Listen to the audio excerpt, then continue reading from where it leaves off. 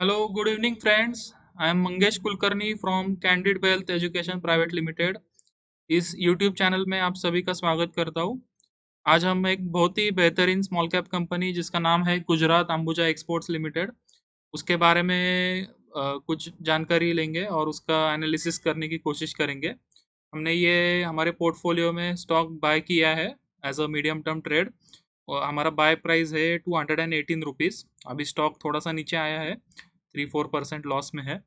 और अभी तक आपने ये यूट्यूब चैनल को अगर सब्सक्राइब नहीं किया है तो प्लीज़ सब्सक्राइब कीजिए और बेल आइकॉन हिट कीजिए ताकि कोई इम्पोर्टेंट वीडियो मिस ना हो जाए। इस चैनल के ऊपर हम लोग बेहतरीन स्टॉक्स का एनालिसिस करते हैं और एज अ इन्वेस्टर और ट्रेडर बनाने के लिए आपको ये यूट्यूब चैनल काफ़ी हेल्प करेगा। लोग बहुत पसंद कर रहे हैं इस यूट्यूब चैनल को, तो आप भी इसके साथ जुड़े रहिए। और हमारा ये व्हाट्सएप ब्रॉडकास्ट है, उसमें अगर आपको ऐड होना है तो उसका कोई चार्जेस नहीं है। उसके ऊपर हम लोग रियल टाइम मार्केट रिलेटेड कुछ इंटरेस्टिंग इन्फॉर्मेशन शेयर करते हैं और हमारा व्यू क्या है मार्केट के ऊपर। और तो ये सब एजुकेशनल पर्पस के लिए ही है, लेकिन इसका भी आपको काफ़ी अच्छा बेनिफिट होगा। तो आपका नाम इस नंबर पे व्हाट्सएप कीजिए। और ये स्टैंडर्ड डिस्क्लेमर देना चाहूँगा, जो भी हम लोग ये वीडियो में डिस्कशन कर रहे हैं तो इसका पर्पस प्योरली एजुकेशनल पर्पस के लिए है। कोई कंपनी का एनालिसिस कैसे करना चाहिए, क्या क्या पॉइंट्स देखने चाहिए, वो अ, आपको जानकारी होनी चाहिए। इसके लिए ये वीडियो रिकॉर्ड किया जा रहा है। ये ना तो कोई रिकमेंडेशन है ना एडवाइस है। अगर आपको कोई बाइंग सेलिंग करना है तो आपके पर्सनल फाइनेंशियल एडवाइज़र का रिकमेंडेशन ज़रूर लीजिए। और मैं सेबी रजिस्टर्ड एनालिस्ट नहीं हूँ। तो चलते हैं ये कंपनी के डिटेल्स देखते हैं। तो अभी ये कंपनी का वेबसाइट मैंने ओपन किया है, Gujarat Ambuja exports limited, ambujaGroup.com करके ये वेबसाइट है। तो बेसिकली ये जो कंपनी है ये एग्री प्रोसेसिंग में है। तो एग्रीकल्चर से रिलेटेड जो भी प्रोडक्शन होता है, क्रॉप्स होते हैं, तो उसका प्रोसेसिंग करके कुछ प्रोडक्ट्स ये कंपनी बनाती है।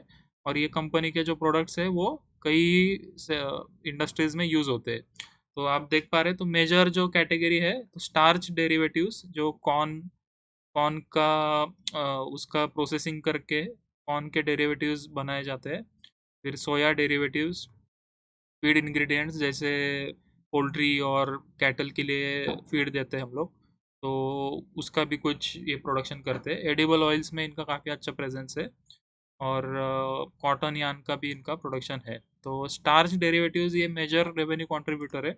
तो स्टार्च डेरिवेटिव्स में एग्जैक्टली क्या प्रोडक्ट्स है वो हम लोग देखेंगे। तो ये सब प्रोडक्ट्स है, ये टेक्निकल नेम्स है, इसमें हम लोग जाएंगे नहीं। तो जैसे डेक्सट्रिन्स है, ये हाई माल्टस सिरप है, लिक्विड ग्लूकोज है। तो ये सब जो भी एप्लीकेशंस है, जैसे फॉर एग्जांपल अभी लिक्विड ग्लूकोज का हम लोग देखेंगे। तो ये जी या फिर फार्मास्यूटिकल या डेयरी में, ये कई सेगमेंट्स में इनके प्रोडक्ट यूज़ होते हैं। तो अभी आप ये देख पा रहे हैं लिक्विड ग्लूकोज करके। तो इसका इसका एप्लीकेशन क्या क्या है देखेंगे। तो जैसे आप देख पा रहे हैं, it is used as a preservative in hard boiled candies, jam और जेली में।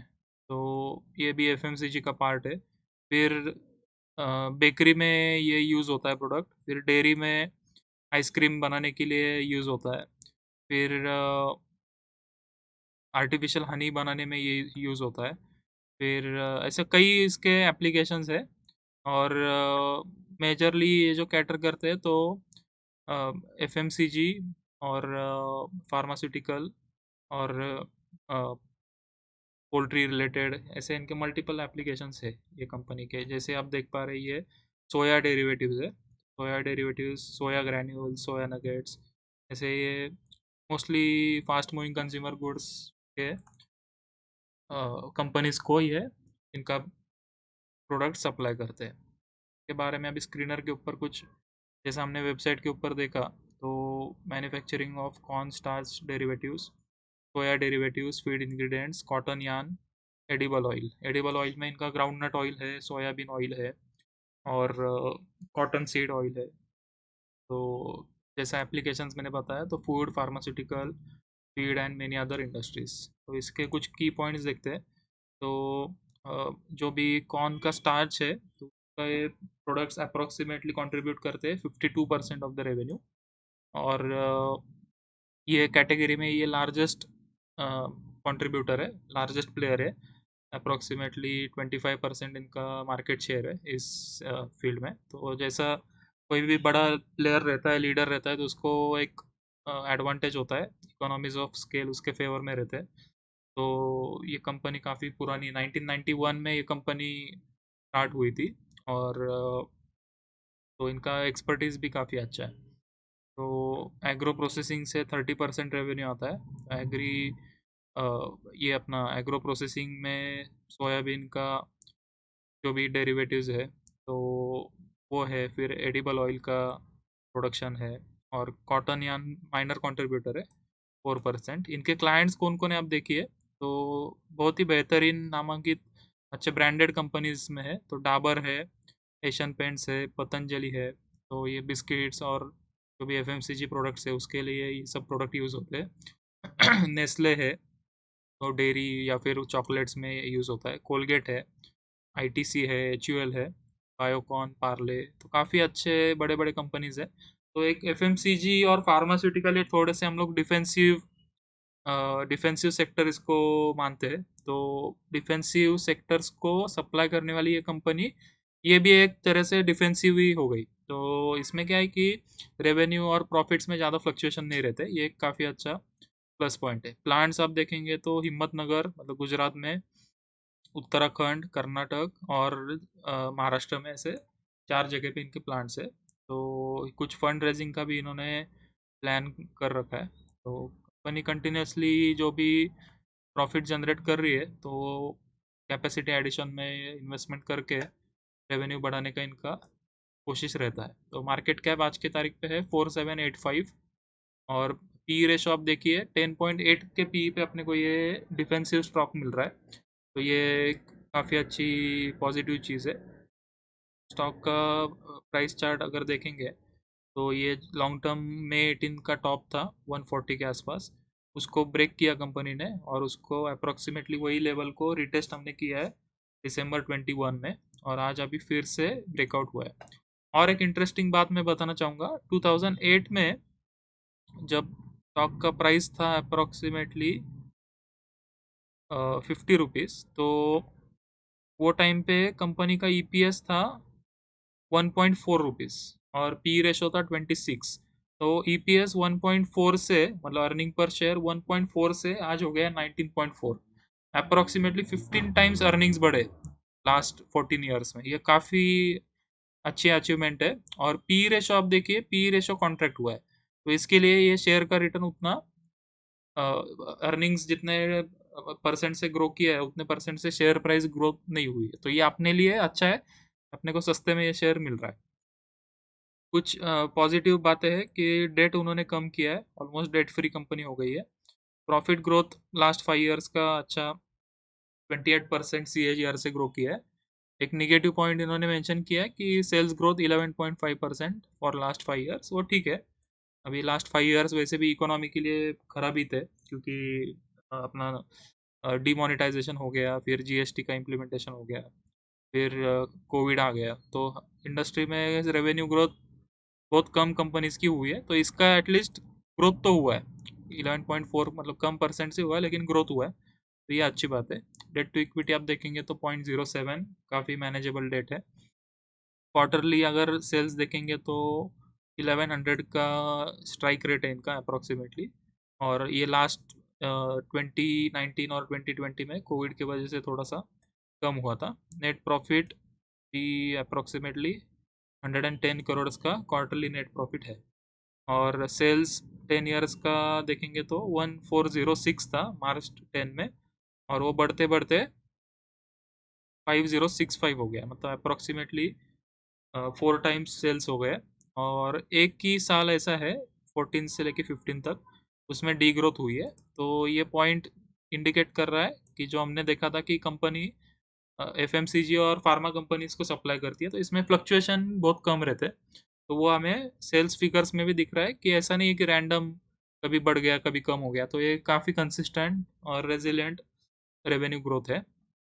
ओपीएम देखेंगे तो अभी बढ़ गया है, तो शायद जैसे आप एक्सपेंसेस में देखेंगे तो मटेरियल कॉस्ट थोड़ा सा कम हुआ है। तो और मेन क्या है कि मैन्युफैक्चरिंग कॉस्ट भी कम हुआ है, तो ये एक थोड़ा सा स्ट्रक्चरल चेंज है कि इन्होंने जो भी नए प्लांट्स और ये सब किए हैं तो उसमें एफिशिएंसी इनकी बढ़ गई है, तो इसके लिए उसका रिफ्लेक्शन हमें ओपीएम में दिख रहा है।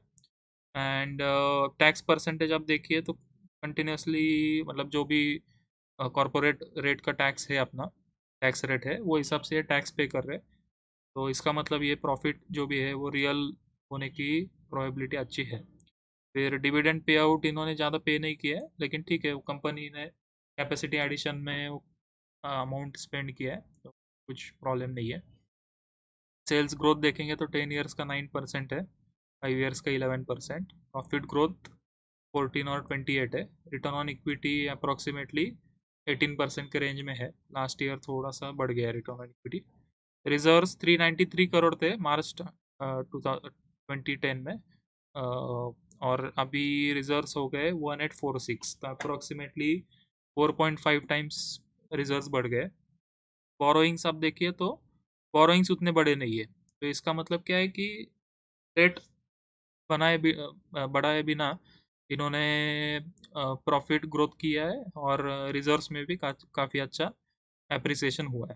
तो फिक्स्ड एसेट में अगर देखते हैं तो लास्ट 3-4 साल में इन्होंने प्लांट मशीनरी के ऊपर अमाउंट स्पेंड किया है, तो प्लांट मशीनरी ऑलमोस्ट डबल हो गया, तो इसका रिफ्लेक्शन ये अपने सेल्स ग्रोथ में दिख रहा है। And investing activity cash flow में देखेंगे तो फिक्स्ड एसेट परचेज, हर साल कंपनी कुछ ना कुछ एसेट बना रही है, और उसका रिफ्लेक्शन हमें रेवेन्यू और प्रॉफिट में दिख रहा है। ये एज ए इन्वेस्टर मेरे लिए बहुत अच्छी बात है। शेयर होल्डिंग पैटर्न अगर हम लोग देखते हैं तो प्रमोटर का होल्डिंग मोर देन 50% है, अभी अप्रोक्सीमेटली 63.84 के आसपास कांस्टेंट है। ज़्यादा इंस्टीट्यूशंस इसमें नहीं है। एफ में MIT करके जो है, काफ़ी ग्लोबल अच्छा बड़ा नाम है, इन्होंने इनका स्टेक है, और रिसेंटली दिसंबर 2020 में इन्होंने परचेस किया है। तो MIT जो भी शेयर्स में इन्वेस्टमेंट करती है वो अच्छे ही रिनाउंड ग्रुप्स ही रहते हैं, ऐसे किसी भी स्टॉक में वो इन्वेस्टमेंट नहीं करते, तो ये काफ़ी कंफर्ट देने वाली बात है। तो ये सब पॉइंट कंसिडर करते हुए हमने हमारे पोर्टफोलियो में स्टॉक ऐड किया है, और ये हमारा मीडियम टर्म ट्रेड रहने वाला, और इसका स्टॉप लॉस अप्रोक्सीमेटली 35% का है। तो और हमारा टाइम हॉराइजन है अप्रोक्सीमेटली 6 to 18 मंथ्स, तो इसमें हम लोग 50 to 100% का प्रॉफिट एक्सपेक्ट कर रहे हैं। तो आई होप कि ये वीडियो आपके इन्वेस्टिंग और ट्रेडिंग जर्नी में कुछ तो वैल्यू ऐड करेगा, और कंपनी क्या करती है ये देखना बहुत ज़रूरी है। अदरवाइज बहुत केसेस में क्या होता है कि स्टॉक तो बाय कर लिया, लेकिन कंपनी का बिजनेस क्या है वही मालूम नहीं, तो ये सब हमने ब्रॉड एक एनालिसिस करने की कोशिश की है। एंड आई होप कि आपको कुछ वैल्यू एडिशन मिला रहेगा, और हमारा चैनल सब्सक्राइब कीजिए, वीडियो अगर पसंद आया तो लाइक कीजिए, और जैसा मैंने बताया व्हाट्सएप ग्रुप में, व्हाट्सएप ब्रॉडकास्ट में आप ऐड हो सकते हैं, उसमें भी आपको काफ़ी अच्छा वैल्यू एडिशन मिलेगा। Till then have a nice day, मिलते हैं अगले यूट्यूब वीडियो में।